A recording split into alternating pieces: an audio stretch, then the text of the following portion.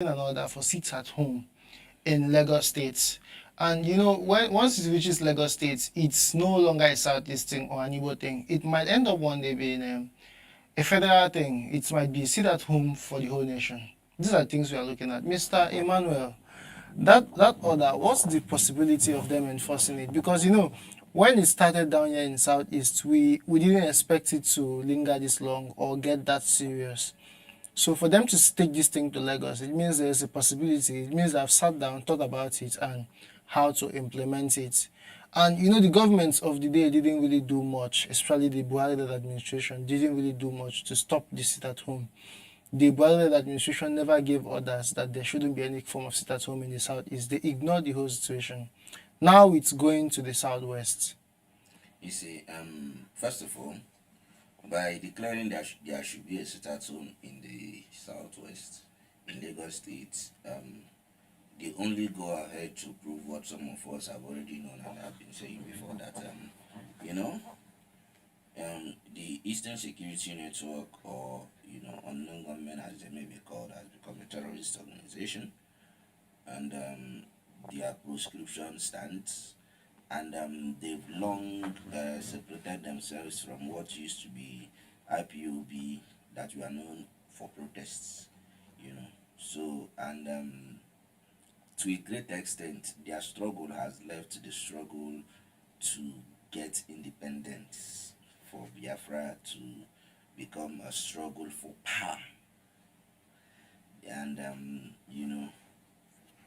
since they are struggling for power, they are smuggling in arms, they are killing people, they are kidnapping for ransom, they are holding some villages hostage, telling them to pay certain taxes and all that. So it becomes a struggle for power. And when there is an organization or a sect looking for power within a constituted territory, it becomes treason, and such an organization becomes a terrorist organization. And by declaring sit at home in Lagos means that it's not Biafra. It's not national. It's not Biafra they are fighting for. They are fighting for power.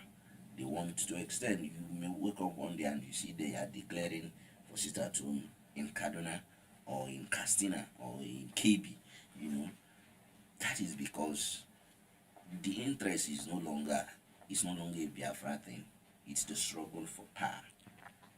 And the moment it left protests, radio talk shows, TV talk shows, newspapers, articles, preaching Biafra, and become something to be enforced with guns, bullets, knives, and machetes, it left where it used to struggle be. for self-determination to struggle for selfishness, for power, for greed, rebellion, and of course terrorism. So that is the level it has grown. But I'm telling you, it will not hold in Lagos. You can just say it will not hold. This is how it started down in the Southeast. No, some of us knew. It wasn't like something that would last a month. No, so some of us knew it will last more than. When people start getting attacked, that was the way we started lasting, taking it serious down here. What if they carry these same things up west? It's not about, and individuals start getting attacked? Let me tell you. Because it might lead to a tribal war in Lagos. Because when Lagosians start getting attacked, they would vest their anger on innocent Igbo traders. Let me tell you what made it different. When they declared, remember, they declared the sit at home. They said it's going to hold every Mondays until Nnamdi Kanu is released. That was immediately Nnamdi Kanu was arrested. And remember, they declared that it was going to start on August 8, 2021. Some of us said that this is a very deadly stroke. That everybody in Igbo land must, at this point in time, recognize the ESN as a terrorist organization and must cease association with them and must condemn their activities and must stop seeing them as those who are promoting Biafra and see them as those who are promoting chaos and destruction.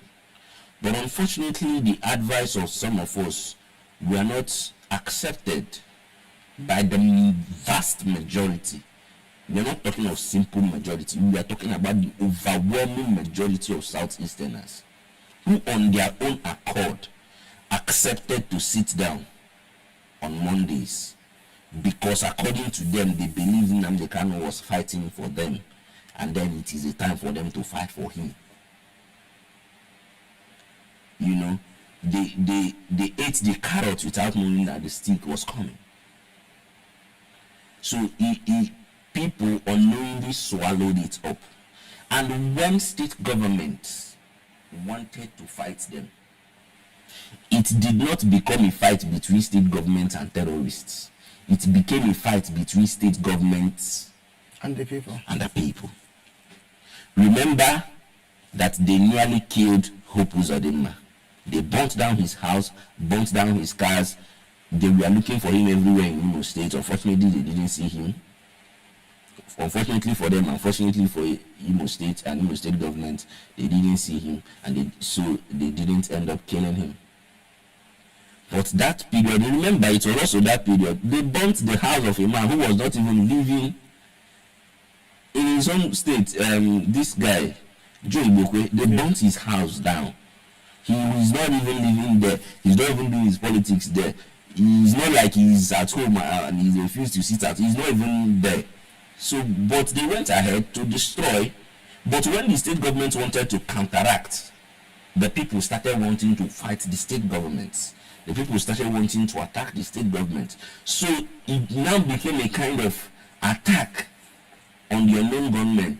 Became an attack on the people. Remember that even Reverend Father Ejike Mbaka at a point released a video or a preaching in his adoration ground supporting the unknown gunmen. The video is there. So there is no way a state government is going to roll out arms, call out the military and the police to go and get those people. When for you to get them, you must have to cross the people first. And this person, they want them. Yes, because the people love the IPOB. That is the truth. So you have to kill the people first before you get to the IPOB. And there is no way the state government or Okay, any it's only sensible people. state governor is going to agree for the life of his citizen to be lost because he wants to catch a criminal. You know, in law, you say you can't commit crime to commit a criminal. You can't break the law to catch a lawbreaker. It doesn't work that way. So in that situation, the state governments now found out that the only way to get by with this is to withdraw. And that was when you saw all the state governments barricaded the government house. Because it became a fight of the government against the people. So the government, knowing that the people are the government, refused to fight the people. And that was how the indigenous people of Africa, using their ESN and their sit-at-home, took over Southeast. The case is not the same in Lagos. It's a whole different ballgame in Lagos. It's a totally different ballgame. First of all, Lagos State is not an Igbo state. Second, not just one tribe that is in Lagos. It's more than 5 tribes, you know, constituting majority here and there. You have the Lagos, the Yorubas, you have the Hausa community, you have the Igbo, you have the Efik, the Anang, Gurubu. Everybody is in Lagos. So you cannot post their activities. In the name of sit at home. Exactly. So their case is not the case of when a known government strikes at Abani Road in Enugu, and then the army wants to chase them. Keke people will stop them.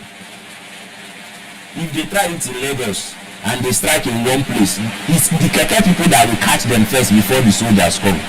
So they are not going to succeed at all. It is not. It is going to be a totally different ballgame because the people there, a good number of Hausas there and Yoruba, they already hate the idea of IPOB. So once you flag that flag or you say something regarding to that, they are willing to mow you down before you can do anything. Unlike here where they will be killing people and people in their story buildings will be clapping for them. You remember the video that surfaced in Anambra where they killed Dr. Akunile, Dr. Chika Akunile. You know, there were bystanders clapping for them while they committed gruesome murder against, a dignified member of the society. But if they try it in Lagos, it is not going to happen. The case is not going to be the same. If such people are seen, it's the keke riders and the Okada riders that protect them in Southeast that are going to first of all attack them in Southeast. We will handle jungle justice on them before the police comes. So it's going to be a different ball game. I think at this juncture we have come to the end of the program, and it's going to be a different ball game if what is happening in Southeast is taking up Southwest. Of course, your security, especially down here in the Southeast, is in with you. You should be cautious of when you go out and where you are going out to, the time and the place you are going to. You should know that in as much as government agencies are doing their best, there is still what you as a person has to do to ensure you are secured, your loved ones and your family are secured. Thank you so much for staying with us this day and this week on Kosi TV as we come to the end of the program, Political Roundtable for the week.